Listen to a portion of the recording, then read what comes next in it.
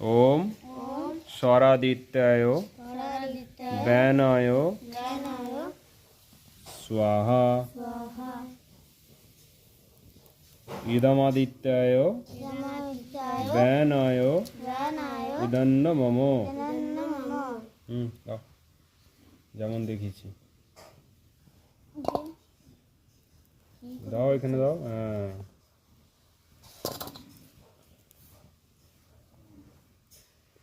এই মন্ত্রের অর্থ কি যে বললাম, জগদীশ সুখস্বরূপ সূর্যের উত্তম তেজ তথা ব্যানবায়ু, শরীরে পরিবহনকারী বায়ু। শরীরের মধ্যে বিভিন্ন বায়ু আছে না, যে আমাদের 11 রুদ্র। 11 রুদ্র আমাদের শরীরের মধ্যে আছে। তার মধ্যে ব্যান বায়ু, প্রাণবায়ু, ব্যান বায়ু, এগুলো শরীরের মধ্যে আছে। বিভিন্ন শরীরে এই বায়ুগুলো বিভিন্নভাবে আমাদের শরীরকে সুস্থ রাখে। তার কাজ আছে, বিভিন্ন রকম কাজ করে যাচ্ছে। তো এই বায়ুকে আমরা মানে এই বায়ু, সূর্যের তেজ তথা ব্যানবায়ুর জন্য এই সুন্দর আহুতি, এই আহুতিটা দেওয়া হলো। এই ব্যানবায়ু পবিত্রতা, এই বায়ু আমাদের শরীরে যত শুদ্ধ হবে তত আমাদের শরীর ঠিক থাকবে। আর এই জন্যই যজ্ঞের একটা মাহাত্ম্য আছে, যজ্ঞটা করা উচিত, তাই তো। তারপর ওম ভূর্ভুব স্বরগ্নি বায়ুদিত্যেভ্যো প্রাণভ্যো স্বাহা।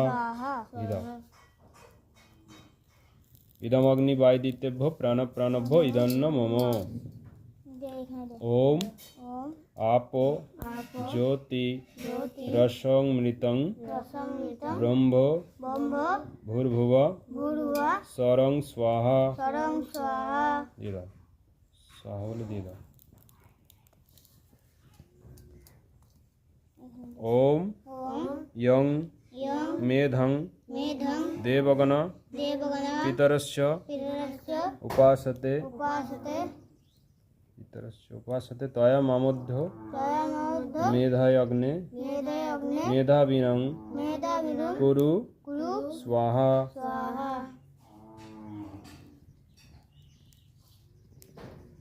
ওম বিশ্বানি দেব সবিতা দুরিতানি পরাশুভ যদ ভদ্রং তন্ন আশুভ স্বাহা। আবার বাইরে যাচ্ছে। ওম অগ্নে নাশুপথা রায়ে আসমান বিশ্বানি দেব বায়ুনানি বিদ্বান ইয় ঝস্ম জুহুরানমেনো ভূয়িষ্ঠান্তে নমোক্তি বিধেম স্বাহা। দিয়ে দাও, স্বাহা বলে। গায়ত্রী মন্ত্র বলো। ওম ভূর্ভুবস্সুঃ তস্সবিতুর্বরেণ্যং ভর্গো দেবস্য ধীমহি ধিয়ো यो न प्रचोदयात् स्वाहा। ওকে একটু দাও, না দাও। এইভাবে বললাম কি, আমি দেখালাম এইভাবে দিতে হয়। কারণ কেন এইভাবে দিতে নেই কেন, এটা এইভাবেই দিতে হয় কেন, এটা হচ্ছে ভক্তি শ্রদ্ধা। এটা কিন্তু ভক্তি শ্রদ্ধা নেই, এইভাবে দেবে সবসময়। তারপর মহামৃত্যুঞ্জয় মন্ত্র জানা আছে। ওম ত্রয়ম্বকম যজামহে সুগন্ধিম পুষ্টিবর্ধনম উর্বারুকমেব বন্ধনাৎ মৃত্যুর্মোক্ষ্য মামৃতাৎ স্বাহা। দিয়ে দাও।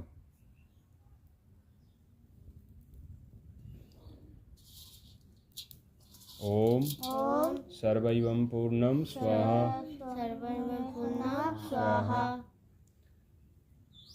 ओम सर्वैवं पूर्णं स्वाहा। ओम सर्वैवं पूर्णं स्वाहा।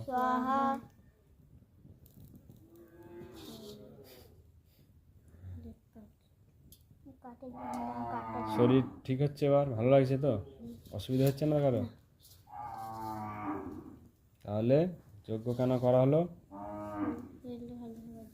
শরীর ভালো হলো, মনটা ভালো হলো, শরীরের মধ্যে যে বায়ুগুলো শুদ্ধ হলো। আমাদের মধ্যে 11-33 কোটি দেবতা আছে তো, কি কি সেগুলো কি কি?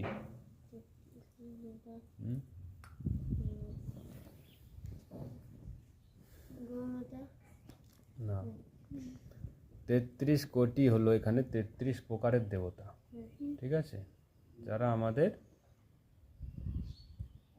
জীবনে অবদান দিচ্ছে, মানে তারা নিঃস্বার্থভাবে আমাদের জন্য দিয়ে যাচ্ছে, দেবতা জন্যই দেবতা। তার মধ্যে হচ্ছে কোটি শব্দটা আসছে এখানে প্রকার হিসাবে নিতে হবে। 33 কোটি সংখ্যাও হয়, লক্ষ কোটি সংখ্যা হয় তো, এখানে সংখ্যা নয়, সংস্কৃতের একটা শব্দ বিভিন্ন অর্থে বিভিন্ন জায়গায় ব্যবহার হয়, তাই তো। তো এই জন্য এখানে আমরা যদি সংখ্যা হিসেবে নিই 33 প্রকারের দেবতা, এই সংখ্যা নয়, এখানে 33 প্রকার হিসেবে নিতে হবে কোটি শব্দ। এটা নিয়ে সমাজের মানে প্রচারটা নেই ঠিকভাবে, মানুষ ভাবে 33 কোটি দেবতা বললে কেউ বলতে পারছে না, সমাজে পারবে কি বলতে কেউ। তো সনাতন ধর্মে এই সবগুলো না জানার ফলে আজকে আমাদের ধর্ম নিয়ে কি হয়, মানুষ নিজেদের ধর্ম নিয়ে কনফিউশন, ঠিক আছে। তাই জন্য আমাদের কিন্তু এগুলো আগে থাকতে জেনে থাকতে হবে, জেনে আমরা সচেতন হব, আর আমরা যদি জানি আমরা 5 জনকে আরও সচেতন করতে পারবো, ঠিক আছে। আমরা গুরুকুলে এগুলো যদি জেনে যাও, তোমরা তোমাদের পাড়ায় গিয়ে বলতে পারবে বন্ধু বান্ধবকে, আরও মানুষকে, তাহলে মানুষ এই দেবযজ্ঞ করবে, যেটা যেটা আমাদের ঋষিদের পথ, এগুলো তো আমাদের ঋষিদের পথ ছিল, যেগুলো দেবতাদের পূজা হতো এইভাবে, ঠিক আছে, আগেকার দিনে প্রাচীন যুগে। তো স্বামী দয়ানন্দ সরস্বতী এইগুলোকে ফিরিয়ে এনেছিলেন সমাজে, এগুলো প্রায় লুপ্ত হয়ে গেছিল একসময়। তো যেটা বলছিলাম 33 প্রকারের দেবতা কি কি? 11 দেবতা, হ্যাঁ 8 বসু, 8 বসু, হ্যাঁ, তারপর 11 রুদ্র, 11 রুদ্র, 12 আদিত্য, ইন্দ্র আর প্রজাপতি, 12 আদিত্য, ইন্দ্র আর প্রজাপতি। 8 বসু মানে বলে না তোমরা, 1 চন্দ্র 2 পক্ষ পড়েছো তো, 8 অষ্টবসু পড়েছো তো, কিন্তু 8 অষ্টবসুটা কি সেটা কি জানতে না। এই দেবতার মধ্যেই আসছে 8 অষ্টবসু, 8টা দেবতা, যারা আমাদের এই পৃথিবী একটা দেবতা, জল একটা দেবতা, অষ্টবসুর মধ্যে জল, বায়ু, সূর্য, চন্দ্র, অগ্নি, আকাশ, নক্ষত্র, হচ্ছে 8টা বসু, যাদের জন্য আমরা এখানে বসে আছি, এদের জন্য। আর 12টা মাস হয়, জানো তো, 12টা মাসকে 12 আদিত্য বলে। আর 11 রুদ্র মানে আমাদের শরীর থেকে যখন আমাদের মৃত্যু হয়, তখন প্রথমে কি হয়, প্রাণবায়ু বেরিয়ে যায়, তারপরে এক এক করে শরীরের বিভিন্ন যে বায়ুগুলো আছে, যজ্ঞের মধ্যে বললাম না বিভিন্ন বায়ু আছে, তো এখানে এই যে আহুতি যখন দিলাম কি বললো, এখানে অপান বায়ু একটা আছে, তো অপান বায়ু, ব্যান বায়ু আছে, তো এই বায়ুগুলো শরীরের মধ্যে আছে। তো এইগুলো এক এক করে যখন শরীর থেকে বেরিয়ে যায়, এইগুলোর জন্যই কিন্তু আমরা বেঁচে আছি, ঠিক আছে। প্রথমে প্রাণবায়ু, অপান, ব্যান, সমান। প্রথমে প্রাণবায়ু, প্রাণ, অপান, ব্যান, সমান, উদান, নাক, কুর্ম, কিরকিল, ধনঞ্জয়, দেবদত্ত, জীবাত্মা, 11 রুদ্র। শেষে জীবাত্মা বেরিয়ে যায়, আমাদের শরীরে তখন মৃত্যু হয়ে গেল, মানে ঘোষণা হয়ে গেল, তাই তো। তো এইগুলো জানতে হবে। আর তাহলে কি হলো, 8 বসু, 12টা মাসকে বললো, আর ইন্দ্র আর প্রজাপতি, ঠিক আছে। এটা মনে রাখবে, দেবতা। আর দেবতাদের এই যজ্ঞের মাধ্যমে পূজা হয়, কারণ অগ্নি দেবতায় আমরা যেগুলো দেব, সেই হাবন, এই যে জড়িবুটি দিলাম, এগুলো তো গাছগাছরা বিভিন্ন জিনিস আছে, শুদ্ধ জিনিস, এগুলো তার সঙ্গে আমরা এই কিশমিশ আরও অনেক কিছু দেওয়া যায়, সুগন্ধিত, যে ভালো ভালো সুগন্ধিত জিনিস, যত সুগন্ধিত জিনিস এইগুলো এখানে থাকবে, আর যজ্ঞতে যত দেবে সেইগুলো আরও তার গুণাগুণকে বাড়িয়ে দেবে। যেমন একটা লঙ্কাকে যখন পোড়ানো হয়, তখন সেটা যদি একজন খায়, তার একজনের তখন ঝাল লাগবে, কিন্তু সেই লঙ্কাটাকে যখন আগুনে দেওয়া হবে, অগ্নিতে তার গুণাগুণ আরও বেশি হয়ে গেল, এবং সেটা ছড়িয়ে যায় প্রকৃতিতে, হ্যাঁ কি না। কত মানুষের হাসি কাশি শুরু হয়ে যেত। সেই রকমই এই জড়িবুটিগুলো যখনই অগ্নিতে দেওয়া হবে, অগ্নি দেবতা কী করবে, এর গুণাগুণকে অনেক বেশি বাড়িয়ে দেবে। তাহলে আমাদের শরীরে শুদ্ধ হবে, প্রকৃতিও শুদ্ধ হবে। আর শরীর যদি শুদ্ধ থাকে, শরীর যদি সুস্থ থাকে, তাহলে সব কিছুই আমাদের ভালো লাগবে, তাই তো? এই জন্যই আমাদের গুরুকুলে এই দেবযজ্ঞ, ব্রহ্মযজ্ঞ এগুলো কিন্তু আমাদের করার নিয়ম আছে। পঞ্চমহাযজ্ঞ আমাদের বিধান, জানো তো? পঞ্চমহাযজ্ঞ: ব্রহ্মযজ্ঞ, দেবযজ্ঞ, অতিথিযজ্ঞ, বলি বৈশ্যদেব যজ্ঞ আর পিতৃযজ্ঞ। 5টা যজ্ঞ, মোটামুটি যজ্ঞের মধ্যে শ্রেষ্ঠ যজ্ঞ এগুলো। দেবযজ্ঞ এটা হলো। ব্রহ্মযজ্ঞ কি? ঈশ্বরের স্তুতি প্রার্থনা যে করছি আমরা, ঠিক আছে?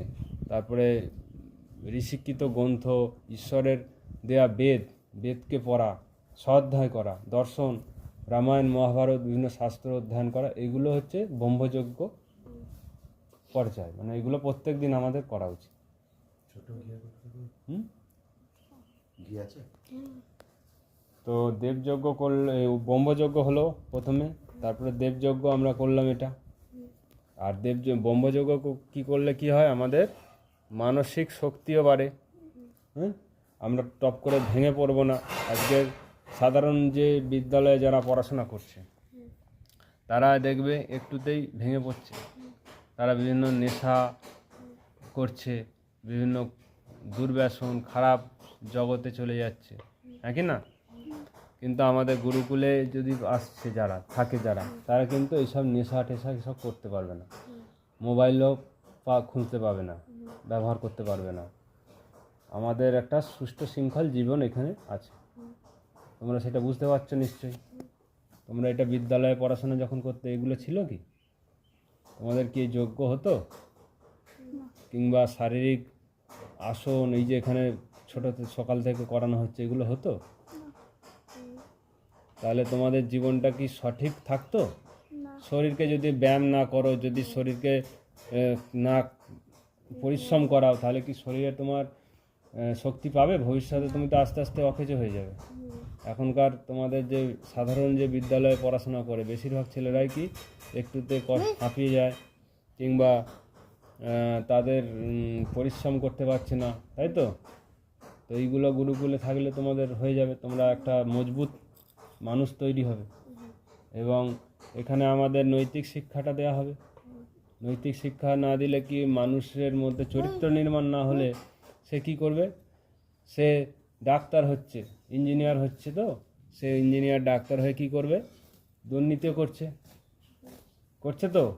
একটা বড় ব্রিজ বানালো ইঞ্জিনিয়ার, সেখানে কি করছে? অন্য যে কোম্পানির সঙ্গে টাকা নিয়ে, কিংবা সংস্থার সঙ্গে টাকা নিয়ে, নেতাদের সঙ্গে মিলিত হয়ে সে ঘোটালা করলো, দুর্নীতি করলো, সেই পোল ভেঙে গেল, ভেঙে গিয়ে কত লোক মারা। আর সে তো শিক্ষিত, সে তো অনেক বড় ডিগ্রি নিয়ে পড়াশোনা করেছে, তাহলে সে এরকম করলো কেন? পয়সার জন্য। তার মানে তাকে শেখানো হয়নি যে পয়সার থেকেও ধর্ম আর যে জীবনে আমাদের সংস্কার এবং সৎকর্মটাই আমাদের সঙ্গে যাবে। এটা আমাদের গুরুকুলে শেখানো হবে। ওখানে কিন্তু এটা শেখায়নি। ওখানে শিখিয়েছে তুমি কীভাবে বেশি করে পয়সা ইনকাম করবে, আর মানে বড় ঘর করবে, বিবাহ করবে, করে সন্তান তৈরি করবে, এইসব শিক্ষা ওখানে, তাই তো? ওখানে ভালো মানুষ হও, কিংবা তুমি সমাজের কল্যাণ করো, ভালো কাজ করো, এই শিক্ষা সেইভাবে বিদ্যালয়ে শেখানো হয়নি। যদি হতো, আজকে ভারতবর্ষ অনেক উন্নত হতো, আর ভারতবর্ষের এত দুর্নীতি হতো না, এত রাস্তাঘাট খারাপ হচ্ছে, ব্রিজ ভেঙে যাচ্ছে, এত হতো না এইসব। এটা আমাদের গুরুকুল শিক্ষায় আগেকার ছিল। এটা ইংরেজরা কি করেছে? গুরুকুল, ইংরেজরা শাসন করেছিল তো আমাদের অনেক বছর। কত বছর? প্রায় 200 বছর। তার আগে কাদের শাসন ছিল? মুসলিম শাসন ছিল অনেক। আমাদের ভারতীয় অনেক সনাতনী রাজা ছিল, যারা লড়াইও করেছিল তাদের সঙ্গে, হ্যাঁ কি না? তো তার ফলে কি হয়, আমাদের দেশের যে সংস্কৃতি, এই যে গুরুকুল পরম্পরা, এগুলো আস্তে আস্তে ভেঙে যায়। এবং ইংরেজরা অনেকটাই নষ্ট করে দিয়েছিল গুরুকুল।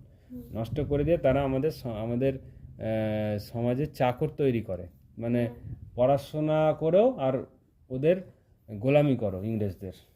কিন্তু আমাদের গুরুকুল শিক্ষা ছিল কি, যে তুমি কিছু শিখবে, শিখে নিজে কিছু করো।